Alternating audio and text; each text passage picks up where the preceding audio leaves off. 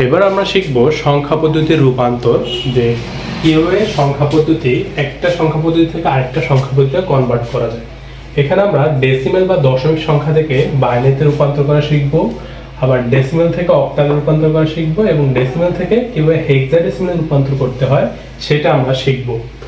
তো প্রথমে হচ্ছে আমরা ডেসিমেল থেকে বাইনারি রূপান্তর করাটা শিখব। তো প্রথমে আমরা একটা সংখ্যা লিখলাম যেটা হচ্ছে 59.25। তো এখানে দুইটা পার্ট আছে, একটা হচ্ছে পূর্ণ সংখ্যা আর একটা হচ্ছে কি ভগ্নাংশ।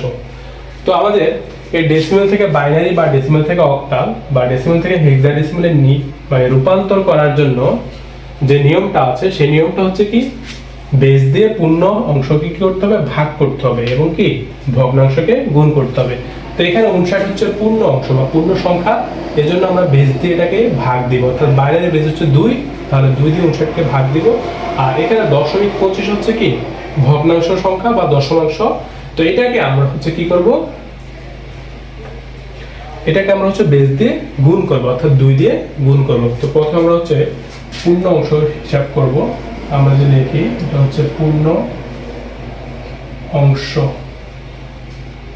বা পূর্ণ অংশ, ঠিক আছে। তো পূর্ণ অংশ হচ্ছে 59। তো পূর্ণ সংখ্যার জন্য আমরা কি করব, বেস দিয়ে ভাগ করব, ঠিক আছে। যেটাতে কনভার্ট করব, বাইনারিতে কনভার্ট করলে হচ্ছে 2 দিয়ে ভাগ দিব, এবং দশমিক সংখ্যাকে যদি আমি অক্টাল নিতে যাই তাহলে 8 দিয়ে ভাগ দিব, ঠিক আছে। আবার যদি দশমিক সংখ্যায় আমি হেক্সাডেসিমেল নিতে যাই তাহলে 16 দিয়ে ভাগ দিব। তো আমি যেটাকে 2 দিয়ে ভাগ দেই, এই 2 দিয়ে যদি 59কে ভাগ দেই তাহলে হবে 29, অর্থাৎ 29 দুগুণে 58, আর হাতে থাকে 1। তো হাতের যে একটা মানটা থাকবে সেটা আমরা বিয়োগ দিয়ে সাইডে লিখব, ঠিক আছে। তারপর 2 দিয়ে যদি আমি 29কে ভাগ দেই, 14 দুগুণে 28, হ্যাঁ, থাকে হচ্ছে হাতে থাকে 1। আবার 2 দিয়ে ভাগ দিলে 7 দুগুণে 14, হাতে থাকে না, অর্থাৎ 0 থাকে। আবার 2 দিয়ে যদি 7 ভাগ দেই 3 বার যাবে, 3 দুগুণে 6, হাতে থাকে 1। আবার যদি 2 দিয়ে 3কে ভাগ দেই তাহলে সেটা হবে 1 বার, আর হাতে থাকবে 1। আবার যদি আমি 2 দিয়ে 1কে ভাগ দিই, আসলে 2 দিয়ে হচ্ছে 1কে ভাগ দেওয়া যায় না, 0 বার যাবে, ঠিক আছে, তাহলে হাতে থাকবে 1। তো এখন এটা হচ্ছে এই নিচ থেকে উপরের দিকে যাব আমরা, এটা নিচেরটা হচ্ছে MSB মোস্ট সিগনিফিক্যান্ট বিট, আর উপরেরটা হচ্ছে LSB লিস্ট সিগনিফিক্যান্ট বিট। তো এটা হচ্ছে আমাদের যে 59 এর যে মানটা আছে, 59 দশমিক সংখ্যা যদি বাইনারিতে কনভার্ট করি তাহলে কোন মানটা পাওয়া যায়, সেটা হচ্ছে এটা। তো আমরা সেই বিট বা সংখ্যাগুলোকে নিচ থেকে উপরের দিকে হিসাব করব। তো এখন আমরা যদি পূর্ণ সংখ্যাটা লিখি, এটা হবে কত, 111111011। এবার হচ্ছে আমাদের দশমিক যে অংশটা আছে 0.25, এইটার যে বাইনারি মান আছে সেটা আমরা বের করব, ঠিক আছে। তো আমরা জানি দশমাংশ বা ভগ্নাংশকে কি করতে হবে, বেস দিয়ে গুণ দিতে হবে, ঠিক আছে। তাহলে আমরা এই 0.25কে আমরা দেখি ভগ্নাংশের ক্ষেত্রে, ঠিক আছে, বা ভগ্নাংশ, যখন আমরা ভগ্নাংশ, সবগুলা ভগ্নাংশের ক্ষেত্রে একই নিয়ম, যে বেস দিয়ে কি করতে হবে, গুণ দিতে হবে। অক্টাল নিলে 8 দিয়ে গুণ, হেক্সাডেসিমেল নিতে হলে কি 16 দিয়ে গুণ দিতে হবে, ঠিক আছে। আমরা 0.25কে যদি 2 দিয়ে গুণ দিই তাহলে হবে 0.50। তারপর হচ্ছে আমরা যদি 0.50কে 2 দিয়ে গুণ দিই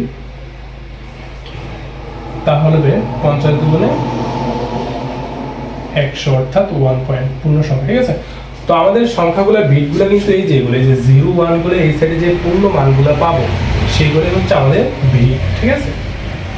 তো এইটার বিট হচ্ছে কি উপর থেকে নিচের দিকে, হ্যাঁ, এটার বিটগুলো আমরা কি হিসেবে নিব, উপরের থেকে যদি আমরা লিখি এটা MSB, আর এটা হচ্ছে LSB। তো এখানে কিছু সংখ্যা থাকবে যেগুলো হচ্ছে আমরা গুণ দিয়ে কখনোই কি এখানে 0 পাবো না, ঠিক আছে। যেমন আমি যদি 15 দিয়ে গুণ দিই, ধাপে ধাপে গুণ দিতে থাকবো, যে ভগ্নাংশ থাকতেছে এখানে কোনো একটা মান থাকতেছে, 0 হচ্ছে না, তখন আমরা সেখানে সর্বোচ্চ 4 বার গুণ করবো, ঠিক আছে। 4 বার গুণ করার পর আমরা এই 4 ঘর যে মানটা আছে দশমিকের পরে সেটা লিখলেই হবে, ঠিক আছে। তাহলে এটা আমাদের মান আসে কি 0 আর 1, ঠিক আছে। অর্থাৎ আমাদের এই দশমিক যে সংখ্যাটা আছে বা ভগ্নাংশ যে সংখ্যাটা আছে এটাকে আমরা বেস দিয়ে গুণ দিব, এবং গুণ দেওয়ার ফলে যে পূর্ণ সংখ্যাটা পাবো, এখানে পূর্ণ সংখ্যা পাবো আর এখানে কি 0 পাবো, ঠিক আছে। তখন আমরা গুণ দেওয়া অফ করে দেব। তবে এমন কিছু সংখ্যা আছে, যেমন এগুলো তো আমরা 25 নিলাম, সহজে মিলে গেল, ঠিক আছে। এখন যদি আমি 13 নেই বা 27 নেই তাহলে কিন্তু সহজে মিলবে না, এখানে শূন্য আসবে না। যতই গুণ দিই, ঠিক আছে, এখানে একটা মান থেকে যাবে, 5 10 15 থেকে যাবে। তখন আমরা কি করবো, সর্বোচ্চ 4 বার গুণ দিব। তাহলে এই দশমিক সংখ্যা 59.25 কে যদি আমি বাইনারিতে রূপান্তর করি তাহলে এই মানটা পাবো। এটা হচ্ছে 59 এর জন্য, আর এটা হচ্ছে কি 0.25 এর জন্য, ঠিক আছে। তো এইভাবে হচ্ছে আমরা যে কোনো সংখ্যাকে মান বের করতে পারি।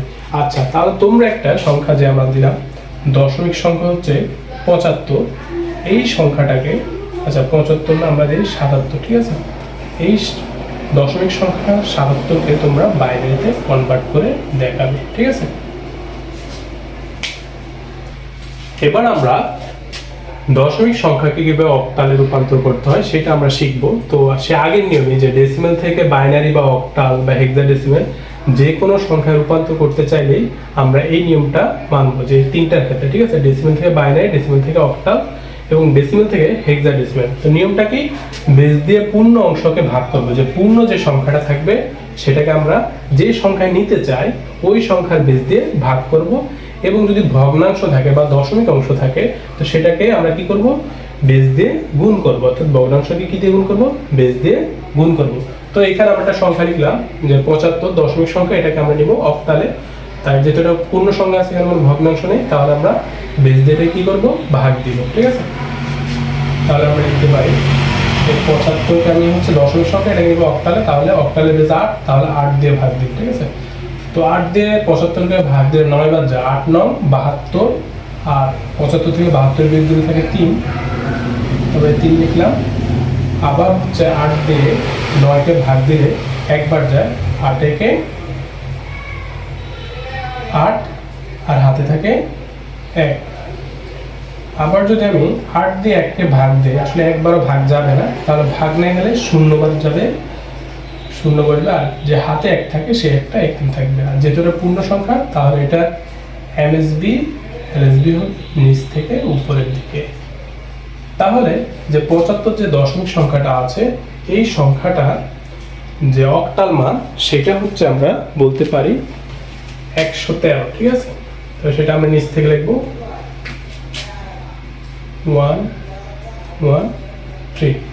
তো তোমরা কি করবে, তোমরা হচ্ছে আমরা আরেকটা দশমিক সংখ্যা দিই 175, এইটাকে তোমরা অক্টালে রূপান্তর করে দেখাবে। আর এইখানে তো যেহেতু আমাদের হচ্ছে কি পূর্ণ সংখ্যা আছে, ভগ্নাংশ নেই, যদি মনে করি এখানে 0.25 থাকতো, 75.25, সেক্ষেত্রে আমরা 25 কে কনভার্ট করার জন্য বা রূপান্তর করার জন্য কি করতাম, এই অক্টালের বেস 8 দিয়ে গুণ করতাম, পূর্ণ সংখ্যার জন্য ভাগ করতাম, আর ভগ্নাংশ বা দশমিকের জন্য গুণ করতাম, ঠিক আছে। এবার আমরা ডেসিমেল থেকে কিভাবে হেক্সাডেসিমেল সংখ্যা রূপান্তর করা যায় সেটা শিখব। তো আমরা একটা ডেসিমেল সংখ্যা লিখলাম 2719। তো এই দশমিক সংখ্যাটাকে আমরা হেক্সাডেসিমেলে রূপান্তর করব। তো যেহেতু এটা হচ্ছে একটা পূর্ণ সংখ্যা, এজন্য এটাকে আমি হচ্ছে হেক্সাডেসিমেলে নেওয়ার জন্য আমাকে হেক্সাডেসিমেলের বেজ 16 দিয়ে ভাগ দিতে হবে, ঠিক আছে। তো আমি যদি এই 2719 সংখ্যাটাকে হেক্সাডেসিমেলে নিতে চাই তাহলে হেক্সাডেসিমেলের বেজ 16, এই 16 দিয়ে আমি যদি 2719 ভাগ দিই তাহলে 169 বার যাবে, ঠিক আছে।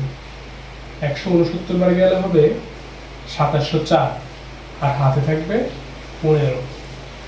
আসলে আমরা জানি 15 মানে কত, 15 মানে হচ্ছে 1, ঠিক আছে, হেক্সাডেসিমেল সংখ্যা।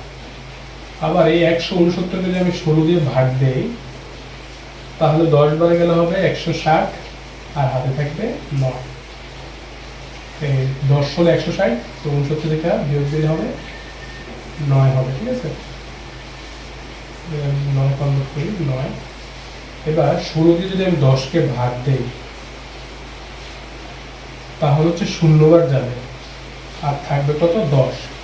আর আমরা জানি হেক্সাডেসিমেলে 10 মানে হচ্ছে এ, আর এখানে এটা হচ্ছে এমএসবি, এটা হচ্ছে LSB, most significant bit, least significant bit. তাহলে 2719 যে দশমিক সংখ্যাটা আছে এটাকে যদি আমি হচ্ছে হেক্সাডেসিমেলে রূপান্তর করি তাহলে এটা হবে A9F। A9F, এখানে F এর মান হচ্ছে কত, 15, আর 9 তো 9, আর যে এটা এর মান হচ্ছে কত 10। তো তোমরা হচ্ছে কি করবা, এটা সংখ্যা লিখে দেই, মনে করি যে ছোট্ট যে সংখ্যা 375, এটা হচ্ছে দশমিক সংখ্যা, এটাকে তোমরা হচ্ছে হেক্সাডেসিমালে কনভার্ট করো। তো এখানে হচ্ছে আমাদের একটা পূর্ণ সংখ্যা, যদি ভগ্নাংশ থাকতো তাহলে আমরা অবশ্যই কি 16 দিয়ে গুণ দিতাম, ঠিক আছে।